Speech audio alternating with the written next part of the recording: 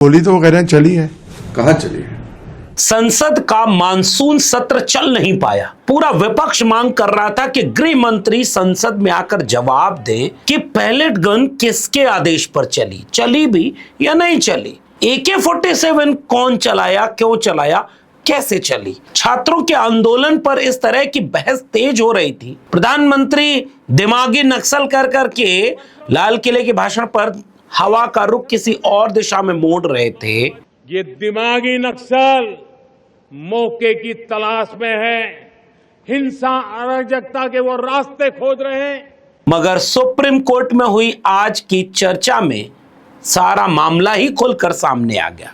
Pellet gun पर बहस हुई और पैलेट गन की कुछ खोजी पत्रकारिता के जरिए जो जांच आई है उसमें मामला कुछ और आ गया और बिहार पुलिस ने सुप्रीम कोर्ट में कबूल कर लिया कि AK-47 चली है। लेकिन पूरी कहानी क्या है ये देखना दिलचस्प होगा। इस पर जाएं इससे पहले खबर झारखंड से। झारखंड में लंबे समय से छात्रों का जो आंदोलन चल रहा था उस पर झारखंड सरकार ने फैसला ले लिया। छात्र नाचे और उन्हें बधाई देते हुए नारे लगा रहे थे। पहले जरा सुनिए झारखंड के मुख्यमंत्री हेमंत सोरेन ने, जब राहुल गांधी, चूंकि कांग्रेस, JMM, RJD सब मिल करके वहां सरकार में है और ये वही आंदोलन है जिसको कवर करने के लिए दिल्ली से वे सारे पत्रकार पैरोल पर भेजे गए। पैरोल कोट अनकोट, जो जंतर मंतर नहीं पहुंच पाए थे और इसका हवा ऐसा चलाया गया कि गोया आंदोलन तो वही है, जंतर मंतर पर जो हुआ वो तो कोई आंदोलन ही नहीं। और पूरे विपक्ष को घेरा गया। राहुल गांधी की चिट्ठी, हेमंत सोरेन का बयान और छात्रों का समर्थन करते हुए, धन्यवाद करते हुए नारा, ये तीनों जरा एक बार देखिएगा। TDPL के जितने भी गतिविधियां यहाँ हुई हैं उन सभी को कैंसिल किया जाता है, रद्द किया जाता है।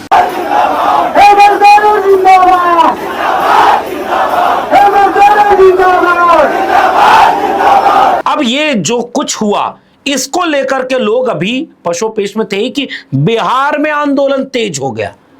आज की बिहार के गर्दनी बाग, जो पटना बिहार की राजधानी है, वहां जो आंदोलन चल रहा है, जरा उन आंदोलनकारियों की कुछ बातें, कुछ नारे और कुछ दृश्य देख लीजिए।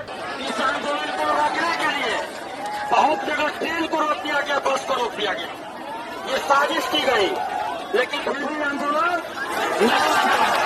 अब देखिए हजारों लोग उधर से आ रहे हैं, इसलिए वेट कर रहा है। बिहार के इसी सब खेल के बीच में AK-47 वाला भी खेल है और जिस पर सुप्रीम कोर्ट में बिहार सरकार ने जो किया है, जो दिया है, जो बोला है, वो बड़ा ही रोचक और दिलचस्प है जिसे आपको जानना चाहिए। और इसी बात को लेकर के बिहार के प्रमुख विपक्षी दल RJD ने कल राजभवन पर मार्च करने का ऐलान कर दिया है कि भाई बिहार में जो हुआ है ये ठीक नहीं हुआ है। लेकिन AK-47 वाली कहानी को पूरा समझने के पहले चलिए जंतर मंतर चलते हैं।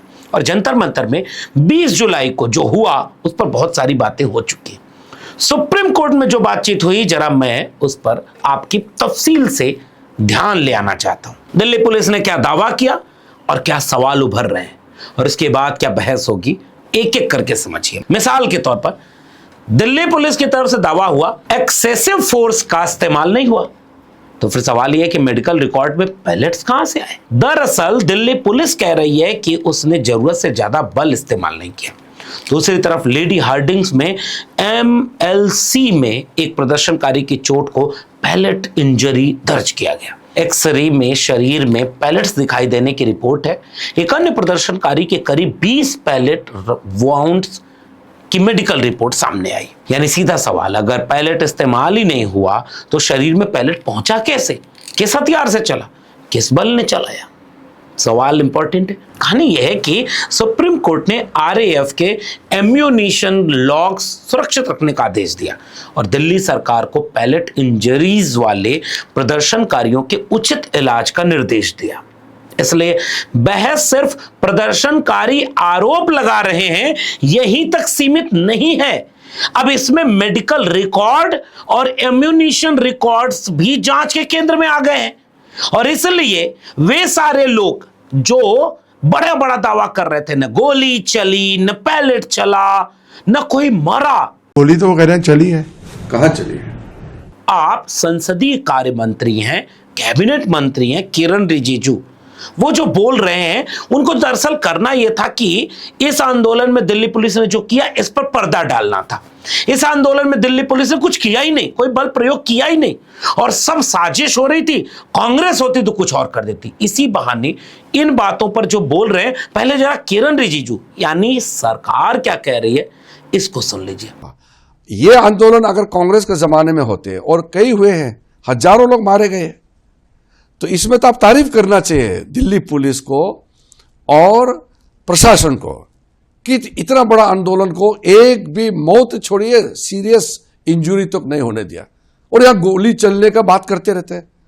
अरे गोली चल के हजारों तो कांग्रेस के समय में मरे हैं। तारीफ करना चाहिए दिल्ली प्रशासन का कि प्रोटेस्ट करते समय एक भी डंडा तक नहीं चला, लेकिन लास्ट में जब वो पार्लियामेंट की तरफ मार्च करने लग गया जबरदस्ती, तभी उनको रोका गया है। अब किरण रिजिजू को सुनते हुए आपको समझ में आ गया होगा, तुलना करनी है। कांग्रेस में गोली चलती थी, लोग मारे जाते थे। आप दिल्ली पुलिस बर्बरता दिखाई, ये तब आप कह सकते हैं जब कोई मारा गया हो। अब इन आंदोलनकारी युवाओं को ये जवाब है भारत सरकार का, कोई मरा नहीं इसलिए बल प्रयोग हुआ ही नहीं, बाकी तो कुछ हुआ ही नहीं, कोई सीरियस इंजरी भी नहीं है। अभी मंत्री महोदय कह रहे थे कोई सीरियस इंजरी नहीं। फिर ये पैलेट वाले रिकॉर्ड कहां से आ गए? और अब तो कोर्ट में मामला चला गया और कोर्ट ने मेडिकल रिकॉर्ड और एम्यूनेशन रिकॉर्ड को जांच के केंद्र में रख दिया। चलिए अब कहानी आपको समझ में आ ही रही होगी क्यों जंतर मंतर पर क्या हुआ, इसका जवाब देने के लिए गृह मंत्री सदन में नहीं आए। अब आप समझ पा रहे होंगे। चलिए अब अगले बिंदु पर चलते हैं कि दिल्ली पुलिस कहती है कि 30,000 की भीड़ में अपराधी घुस गए। अब सवाल यह है कि हर छात्र पर बल प्रयोग इससे कैसे जायज हो गया? दरअसल दिल्ली पुलिस का दावा है कि प्रदर्शन में 30,000 से ज्यादा लोग थे और उनमें आपराधिक रिकॉर्ड वाले भी शामिल थे। लेकिन सुप्रीम कोर्ट आज छात्रों और हार्डेंड क्रिमिनल्स के बीच फर्क करने की बात कर रहा है और निर्दोष छात्रों की एफआईआर रद्द करने पर विचार कर रहा है। यानी कुछ लोगों की क्रिमिनल हिस्ट्री हो सकती है और पूरी भीड़ को उनके आधार पर आप एक जैसा साबित कर देंगे। कोर्ट में जब यह मामला आया तो इस बात को लेकर के भी सरकार के ऊपर सवाल उठ रहा है कि भाई आपने कुछ अपराधियों की संख्या दिखाई, मैं बताने वाला हूं 2873 क्रिमिनल्स का। इस तरह की बहुत सारी कहानियां भी केस में जुड़ेंगी, लेकिन पैलेट गन भूल तो नहीं गए, कैसे वो चोटिल हो गया। अच्छा 240 पुलिसकर्मी घायल, ये भी एक आंकड़ा दिल्ली पुलिस ने कोर्ट में दिया है। सवाल है कि इन 240 की एमएलसी क्या कहती, कितने गंभीर घायल थे, किससे भर्ती करना पड़ा, चोट किस परिस्थिति में लगी, यह कैसे साबित करेंगे आप? और इसके पैरेलल जो बच्चे घायल थे, दिल्ली पुलिस ने लाठी लड़कियों के किन किन अंगों पर मारी, मां के सामने कैसे थप्पड़ मारा, बेरहमी से मारा, पैरेलल दोनों को रखेंगे और शायद कोर्ट आगे यह सब करने वाला है। और इसीलिए क्यों high power committee supreme court बनाने जा रहा है? सुप्रीम कोर्ट के पूर्व जज, हाई कोर्ट के जज, पूर्व डीजीपी, ऐसे तमाम तरीके के लोगों के कमेटी के दिशा में शायद कोर्ट बढ़ेगा। इसका अर्थ है कि पुलिस दोष सिद्ध हो गई ये नहीं है, लेकिन इसका मतलब ये जरूर है कि कोर्ट आरोपों को इतना गंभीर मान रहा है कि इसकी अलग से जांच जरूरी समझी गई। और इसलिए अब ये पूरी कहानी खुल जाती है कि गृह मंत्री अमित शाह, प्रधानमंत्री नरेंद्र मोदी और भारत सरकार की तरफ से साफ गोई से प्रदर्शन में पैलेट गन चली और कितना चली, कितने बच्चे घायल हुए, इस पर कहानी नहीं कही गई। और किरण रिजिजू जो बात कह रहे हैं उससे सरकार और घेर रही है और किरण रिजिजू की बात से मामला और उलझता जा रहा है। अच्छा अब एक आखिरी में, पुलिस कह रही है दिल्ली पुलिस की कील वाली लाठी का कोई प्रयोग नहीं है। फिर कोर्ट में शायद इस वीडियो की जांच जरूर होगी जो उन्हीं आंदोलनकारी युवाओं ने बनाया था जिन्होंने कील वाली लाठी पकड़ी थी। ये वीडियो गौर से देखिए, ये पब्लिक डोमेन में है।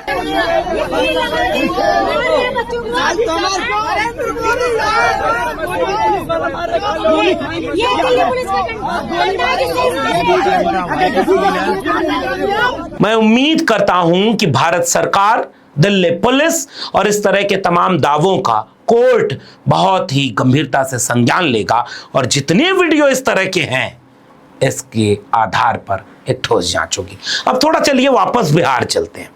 बिहार पुलिस ने तो और कमाल कर दिया। बिहार पुलिस ने AK-47 चलने की बात स्वीकार कर ली है और बिहार पुलिस ने सुप्रीम कोर्ट में कहा कि एक कांस्टेबल ने प्रदर्शन के दौरान AK-47 से 4 राउंड फायर किए। हालांकि इसका दावा है कि फायरिंग हवा में हुई और उससे कोई घायल नहीं हुआ। यानी अब बहस AK-47 चली या नहीं इसकी नहीं रह गई। AK-47 चली, यह राज्य का अपना हलफनामा है। अब सफाई क्या दी गई? कांस्टेबल भीड़ में फंस गया था। बिहार पुलिस ने सुप्रीम कोर्ट को बताया कि वो कांस्टेबल भीड़ में फंस गया था।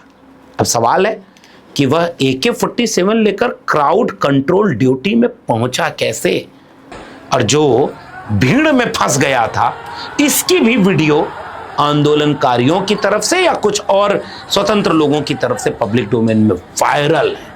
मैं चाहता हूं कि सुप्रीम कोर्ट इस वायरल वीडियो को बिहार पुलिस के इस हलफनामे से कि वह कांस्टेबल भीड़ में गलती से फंस गया था इसलिए गोली चलानी पड़ी, जरा इस वीडियो को देखिए जो AK-47 बिहार में चली है। कितनी भीड़, कहां है और किसके ऊपर गोली कैसे हालत में चल रही है। अब बिहार पुलिस की सफाई पर बात होनी चाहिए कि वह जवान भीड़ में ट्रैप्ड हो गया था। इससे अगला सवाल और गंभीर बनता है। अगर सामान्य लॉ एंड ऑर्डर सिचुएशन थी तो असॉल्ट राइफल लेकर के जवान को ऐसी जगह डिप्लॉयड करने की ऑपरेशनल जस्टिफिकेशन क्या थी? और सबसे बड़ा सवाल गोली लगने के पहले का भी है। क्राउड कंट्रोल में AK-47 की भूमिका। स्टेट यह कहकर अपना बचाव कर सकता है कि AK-47 की गोली किसी को नहीं लगी, लेकिन जवाबदेही का सवाल यह भी है कि प्रदर्शन नियंत्रित करने के दौरान ऑटोमेटिक असॉल्ट राइफल से 4 राउंड फायर होने की नौबत क्यों आई और क्या यह SOP के अनुरूप था? और बात एक समझिए कि और बिहार में फायर आर्म इंजरी हुई, यह भी सरकार के जवाब से गायब नहीं होता। बिहार पुलिस के हलफनामे के अनुसार AK-47 से कोई घायल नहीं हुआ, लेकिन 3 प्रदर्शनकारियों को फायर आर्म इंजरी हुई और दूसरी फायर आर्म इंजरी की बात भी सामने आई है। इसलिए केवल यह कहना कि AK-47 से कोई घायल नहीं हुआ ये पूरी कहानी नहीं है। सरकार के नैरेटिव पर सबसे मजबूत और संवैधानिक सवाल कि मार्च अनऑथराइज्ड था मान लिया। क्या unauthorised protest unlimited police force को वैधता दे देती है? यही सरकार की दलील को कानून की कसौटी पर रखिए। सुप्रीम कोर्ट खुद graded response use of force के सवाल को देख रहा है और दिल्ली पुलिस का स्टैंडिंग ऑर्डर रिकॉर्ड का मंगाया गया है। यानी सवाल यह केवल नहीं है कि प्रदर्शन की अनुमति थी या नहीं, सवाल यह है कि उस परिस्थिति में इस्तेमाल किया गया बल कितना आवश्यक और कैसा था।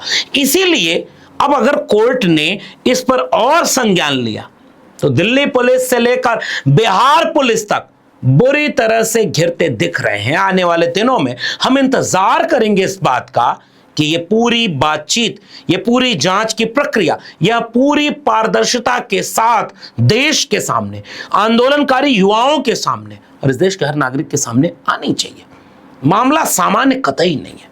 पैलेट गन से लेकर AK-47 और अभी जो सुप्रीम कोर्ट में हुआ है, ये पूरी कहानी को किसी और दिशा में तो ले ही जा रहा है। इसलिए देखना दिलचस्प होगा कि आने वाले दिनों में इस पर क्या जांच होती है। लेकिन एक बात अमित शाह जी आज तक जवाब नहीं दे पाए। क्यों नहीं दे पाए?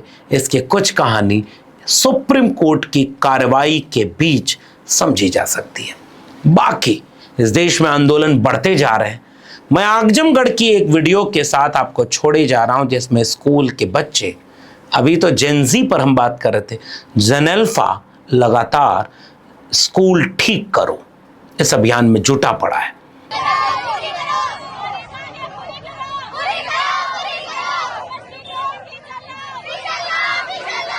स्कूल में डेस्क नहीं, स्कूल में मास्टर नहीं, स्कूल में माहौल नहीं, स्कूल में बुनियादी सुविधा नहीं। फिलहाल हम इंतजार करेंगे कि सुप्रीम कोर्ट का अंतिम फैसला क्या आता है, दिल्ली पुलिस क्या कहती है और बिहार पुलिस क्या जवाब देती है। लेकिन एक जवाब देश के नागरिकों को इस पूरी प्रक्रिया में मिलता जरूर दिख रहा है। वो जवाब क्या है, अगर आप समझ रहे हो तो नीचे अपनी टिप्पणी में जरूर लिखिएगा। फिलहाल इस वीडियो में इतना ही। वीडियो पसंद आई हो तो लोगों तक शेयर करिए ताकि लोगों में जागरूकता पैदा हो। चैनल को सब्सक्राइब नहीं किया तो चैनल को सब्सक्राइब कर लीजिए ताकि ऐसे वीडियो आप तक पहुंचते रहे। फिर मिलेंगे किसी और जरूरी बातचीत के साथ, तब तक के लिए बहुत बहुत धन्यवाद।